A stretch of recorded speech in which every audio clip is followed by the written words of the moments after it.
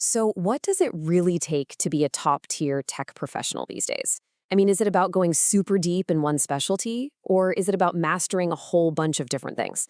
Well, today, we're looking at a profile that doesn't just answer that question, it kind of blows it up and redefines it completely.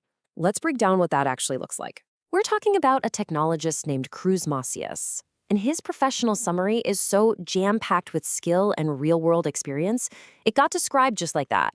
You know, right away, this isn't just going to be a boring list of jobs. This is a story of someone who has dived headfirst into the modern tech world. Now, here's something that I think is just brilliant. It's how he rates his own skills. He uses this super simple but powerful system. If he's worked with a skill every single day for a year, that's 20%. But if he's got 5 or more years of daily hands-on mastery, that's 100%. It's such a confident and clear way to say, yeah, I know this inside and out. Okay, so let's get into it. Let's really dissect the profile of Cruz Macias and see what makes it so remarkable. We'll start with the bedrock, his foundational skills and experience. First off, the fundamentals. His main title is Oracle Cloud Developer. But look at what's holding that up. A master's degree in cybersecurity and digital forensics, and a bachelor's in applied mathematics. See, this tells you right away, this is not just a coder. This is a strategic thinker who gets security and logic on a really deep level. So let's see how that foundation gets built on. We're going to start with his 100% club. These are the skills he has absolutely mastered through more than 5 years of daily, dedicated work. And honestly, the list is pretty staggering. Okay, first up, he's at 100% with SQL, the absolute cornerstone language of all things data. Then you've got Python, which is basically the engine behind so much of modern AI and data science. And of course, Java, an absolute titan in the world of big enterprise-level applications. And to top it all off, the entire Oracle tech stack. We're talking databases, cloud infrastructure, the whole shebang. He has 100% mastery over his core professional ecosystem. This isn't just knowing a few languages. This is total fluency. But his expertise doesn't just stop there. He's not just an Oracle guy. He is a multi-stack expert. He has deep experience in the .NET and C# world, the classic LAMP stack, that's Linux, Apache, MySQL, and PHP, the Google tech stack, and a whole arsenal of specialized cybersecurity tools. I mean, this is versatility on a completely different level. So you might be wondering, how did he actually use all this knowledge? Well, looking at his career isn't like looking at a simple job history. It's more like tracing a roadmap of how technology itself has evolved over the last few years. Just check out this progression. From 2017 to 2019, he's at Pepsi Mid-America, working on biometric systems. Fast forward to 2021, and he's at a company called Textile, developing with microservices, which, is that modern way of building big apps from lots of small independent parts.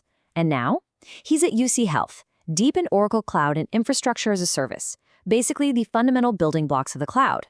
Every single step is a deliberate move toward more current, more future-focused tech. But let's rewind for a second, back to that job at Pepsi Mid-America, because this is where his story takes a really fascinating and critical turn.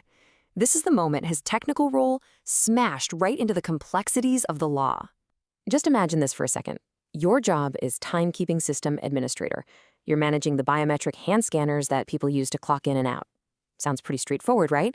But what happens when that very system becomes the central piece of evidence in a massive legal settlement? The whole issue came down to this one acronym, BIPA, the Illinois Biometric Information Privacy Act. This is a really groundbreaking law, one of the first of its kind, designed to protect our most unique data, things like our fingerprints and hand scans. And if your job involves hand scanners, well, you are smack in the middle of BIPA's world. This really gets to the heart of the situation he found himself in. The job description probably said managing time clocks. The reality, though, was navigating the super high-stakes world of data recovery for a legal case. In his own words, he played a major role in data recovery pertaining to a legal settlement regarding BIPA. And this experience is just so crucial. Because, as one analysis of his profile pointed out, it shows something much deeper. It's not just about what you can build, it's about building it responsibly. It proves he can handle immense pressure where technology, ethics, and the law all collide. And this theme of responsibility, of real depth, it just keeps going when you look beyond his job titles. What really makes him stand out is this profound two-sided commitment to both learning for himself and teaching other people. I mean, just take a look at this. He didn't just stop with a bachelor's degree. Nope, he went and got a Master of Science and a graduate certificate in cybersecurity. He's racked up 70 continuing education credits with Oracle. But here's the other side of that coin. He's also been an adjunct instructor at a college and a tutoring center supervisor at a university. He's not just soaking up knowledge like a sponge, he's actively squeezing it back out to help others. And right when you think you finally got a complete picture of who this guy is, you find another layer. His personal projects. And this is where his technical wizardry collides with his personal passions in some truly innovative ways. Get this.